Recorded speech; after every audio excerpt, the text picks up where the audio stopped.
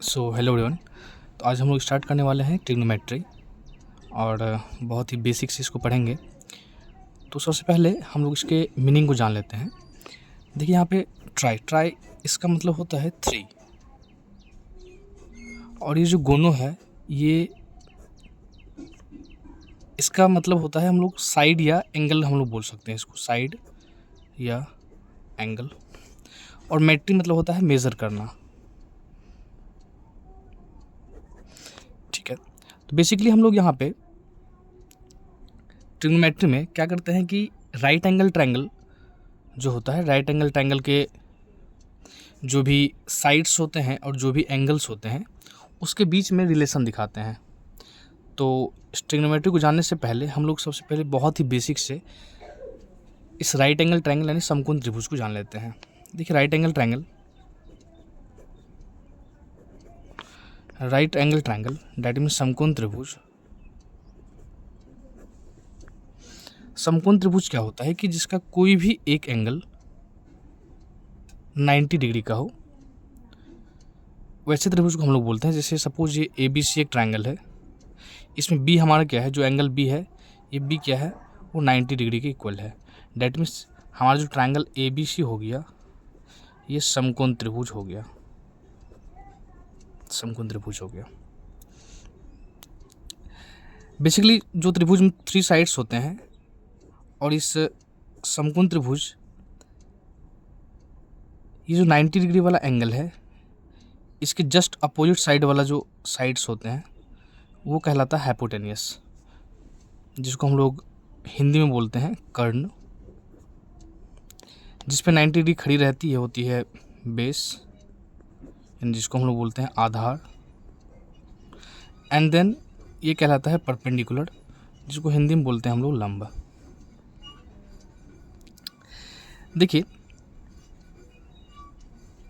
Trigonometry में जो ये राइट एंगल ट्रायंगल है इसको जानना इसलिए ज़रूरी है क्योंकि जब भी हम लोग उसमें पढ़ेंगे, किसी भी एंगल को पढ़ेंगे, चाहे वो टेन थीटा हो, कॉस थीटा हो, साइन थीटा हो, तो उसमें जो एंगल्स होते हैं वो चेंज होते हैं। अब कैसे चेंज होते हैं ये देखिए। हम सबसे पहले यहाँ पे अब हम लोग ऐसे जानेंगे कि ये राइट एंगल ट्रायंगल है।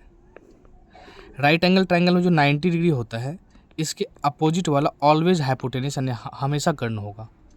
और ये जो कर्ण होता है सबसे पहले तो ये समकोण के विपरीत वाली भुजा होती है, समकोण के अपोजिट वाली साइड होती है। एंड ये सबसे बड़ी भुजा होती है समकोण त्रिभुज में, सबसे बड़ी भुजा होती है समकोण त्रिभुज में, समकोण त्रिभुज में। और जब हम लोग परपेंडिकुलर और बेस की बात करते हैं तो ये दोनों एंगल के अकॉर्डिंग चेंज होता है। जब हम लोग थीटा इसको लेंगे तो यहाँ पे ये इसके अपोजिट वाला हो जाएगा हमारा परपेंडिकुलर। जब इसको हम लोग थीटा मेजर करेंगे, what is theta? Theta is a angle, यानी कि थीटा एक ऐसा एंगल है जिसका मेजरमेंट जो होता है 90 डिग्री से कम होता है। ओके, समकोण त्रिभुज के लिए हम बात कर रहे हैं। डैट मीन्स क्या हुआ कि जब हम लोग इस एंगल को थीटा मानते हैं तो इसके अपोजिट वाली जो साइड है ये कहलाएगी परपेंडिकुलर। ये तो 90 डिग्री है, तब ये कहलाएगी हाइपोटेनियस एंड ये कहलाएगी बेस। बट जब हम लोग थीटा चेंज कर देते हैं, हम लोग थीटा लेट कर लेते हैं, ये वाला एंगल जो हमारा वो थीटा है, इसके अपोजिट साइड क्या हो जाएगा फिर? ये हमारा परपेंडिकुलर बन गया। ये ऑलवेज हाइपोटेनियस होता है 90 डिग्री के अपोजिट वाला साइड, एंड ये हमारा बेस हो गया।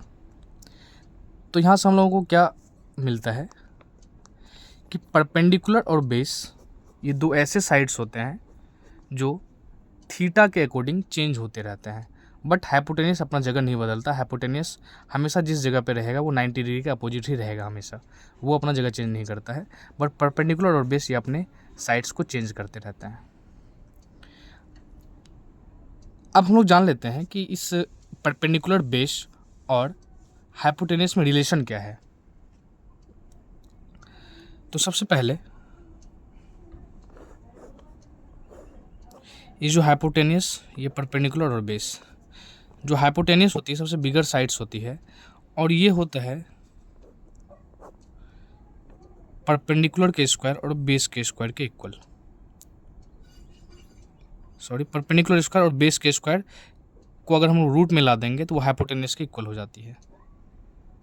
ठीक है, डेट मीन्स यहाँ से ये होता है कि एच का स्क्वायर जो होगा वो पी के स्क्वायर और बी के स्क्वायर के इक्वल होगा। क्यों?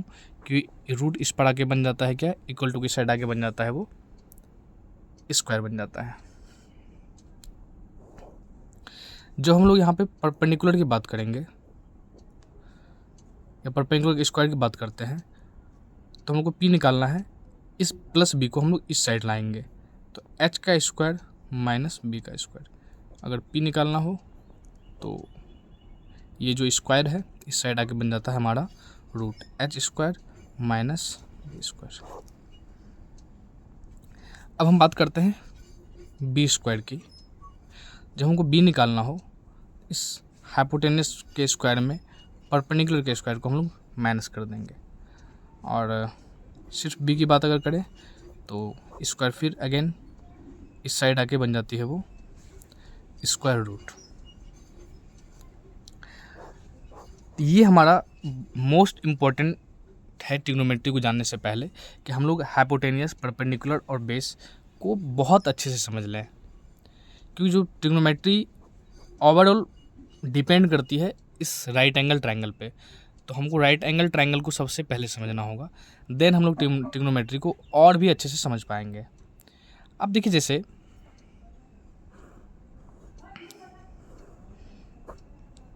ये P है और ये B है और ये H है। सपोज हमको P का वैल्यू दिया हुआ है 3 एंड B का वैल्यू दिया हुआ है 4। तो फिर हमको अगर H का वैल्यू, हाइपोटेनस की वैल्यू अगर निकालनी हो तो क्या करेंगे हम लोग? क्या होता है फॉर्मूला? अभी हम लोग जस्ट पढ़े हुए हैं कि हाइपोटेनस अगर निकालनी हो तो रूट अंडर परपेंडिकुलर का स्क्वायर प्लस बेस का स्क्वायर। तो व्हाट इज परपेंडिकुलर हियर? 3 का स्क्वायर प्लस बेस यानी 4 का square. What is the square of 3? 9, then 4 का स्क्वायर 16, 25। ये 25 हो गया, 9 + 16 25। तो root 25 is equal to what? Root 25 is equal to 5। तो एस का वैल्यू क्या आ गया हमारा? 5 आ गया। यहाँ से भी हम लोग ऑब्जर्व कर सकते हैं कि परपेंडिकुलर 3 था, बेस अगर 4 था, तो हमारा हाइपोटेनियस क्या निकल के आया? 5। तो ये आप माइंड में डाल लीजिए कि hypotenuse always bigger than the perpendicular and base, कि हाइपोटेनियस हमेशा परपेंडिकुलर और बेस से बड़ा ही होता है। तो सो थैंक यू। अब हम लोग अगले चैप्टर में, जो इसका नेक्स्ट पार्ट होगा, हम लोग ट्रिग्नोमेट्री को अब हम लोग इसके एंगल के बारे में जानेंगे।